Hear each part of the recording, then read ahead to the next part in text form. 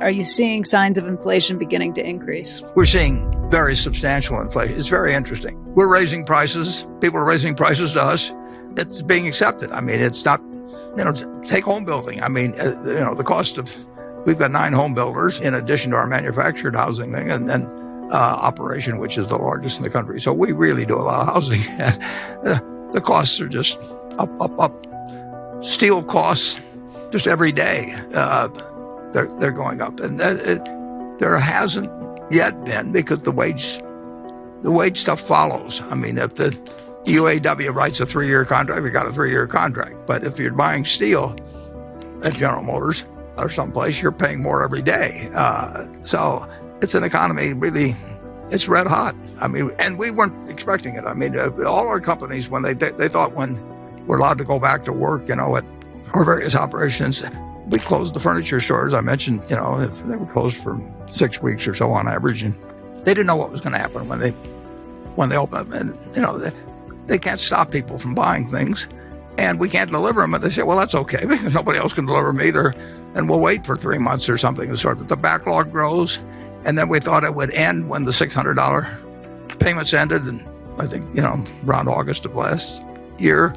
It just kept going, and it keeps going, and it keeps going, and it keeps going. And I get the figures every week. I call, Herb Bumpkin calls me, and we go over day by day what happened at 3 different stores in Chicago and Kansas City and Dallas, and it just won't stop. People have money in their pocket, and they pay the higher prices. And when carpet prices go up in a month or two, we announced a price increase for our costs are going up. Supply chains all screwed up, for all kinds of people. But it's almost a buying frenzy, except certain areas you can't buy yet. You really can't buy international air travel, and so the money is being diverted from a piece of the economy into the rest, and everybody's got more cash in their pocket than, except for, meanwhile, it's a terrible situation for a percentage of the people. This suit, I haven't worn a suit, for a year practically, and that means that the dry cleaner nurse just went out of business. I mean, and nobody's bringing in suits to get dry cleaned, and nobody's bringing in white shirts. The place where my wife goes, the small business person, if you didn't have takeout and delivery services for restaurants, you got killed. On the other hand, if you've got takeout facilities, same source sales of Dairy Queen are up a whole lot, and they adapted. But it is not a price-sensitive economy right now in the least. And I don't know exactly how one shows up in different price indices, but there's more inflation going on quite a bit more inflation going on than people would have anticipated just 6 months ago or thereabouts. Yeah, and there's one very intelligent man who thinks it's dangerous. And that's just the start. Inflation is going to affect you. It's certain we will have inflation over time. And we are following policies in this country now to stimulate things, which stimulate business, which are bound to have some inflationary consequences.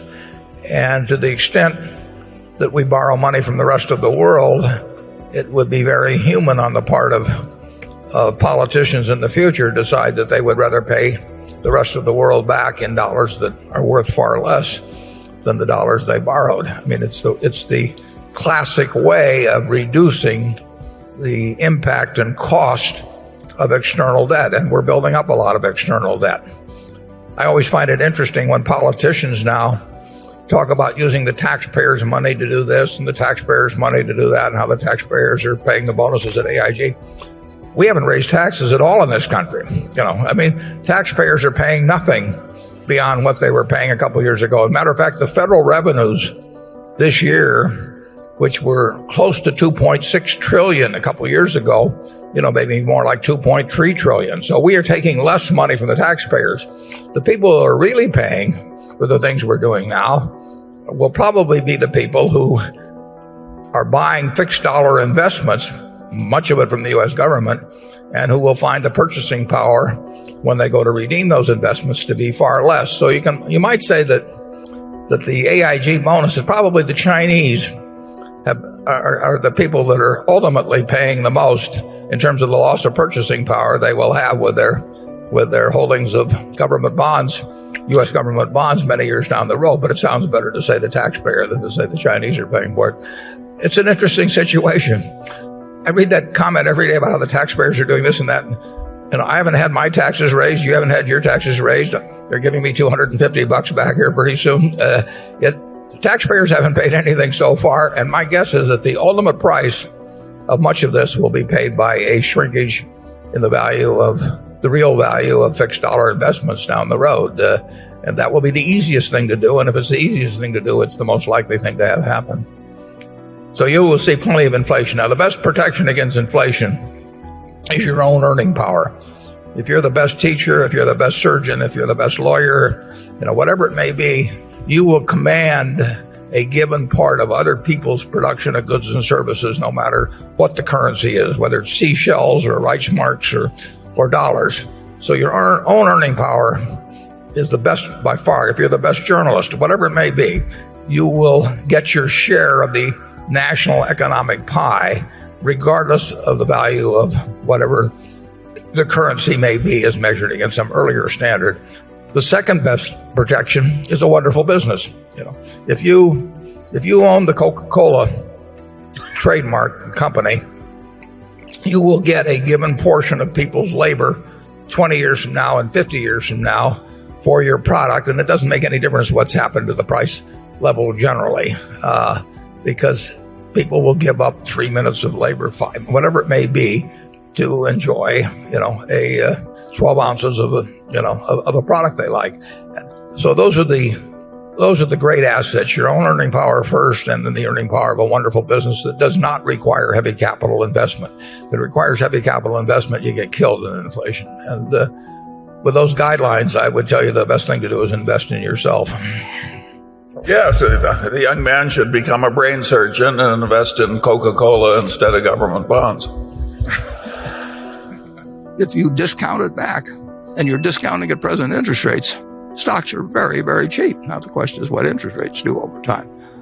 But there's a view of what interest rates will be based in the yield curve out to 30 years and so on. It's a fascinating time. We've never really seen what shoveling money in on the basis that we're doing it on a fiscal basis while following a monetary policy of something close to zero interest rates. And it is enormously pleasant.